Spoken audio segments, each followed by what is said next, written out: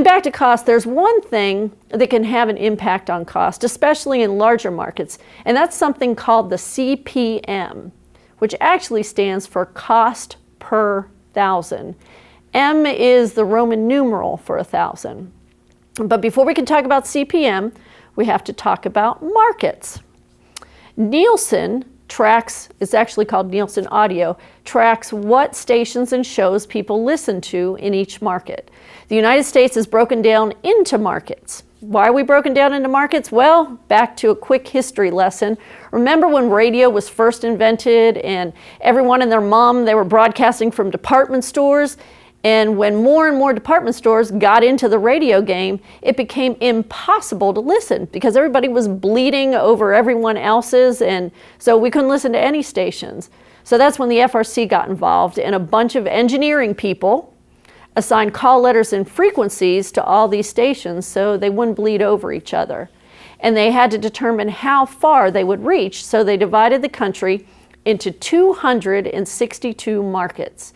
And today, this is where they said, okay, this is who you're going to broadcast to and where you're going to broadcast to. And so some things to know about markets is the lower number, the bigger the market, and the bigger the potential audience is.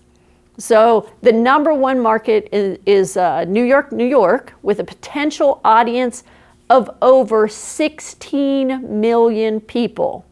Contrast that with the number 262 market, which is in Grand Forks, North Dakota, with a potential audience of a little over 78,000 people.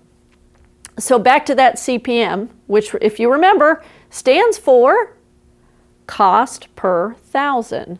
Nielsen tracks ratings for radio, which is basically how many people are listening and what time they're listening. In radio, they look at quarter hours, which is every 15 minutes.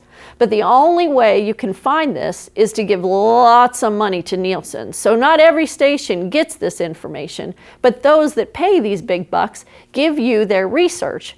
So in larger markets, that information is helpful because you're competing for a lot of money, a lot of people, and there's a lot more stations in these larger markets. But in smaller markets, probably most of your stations aren't going to be affected by this CPM number.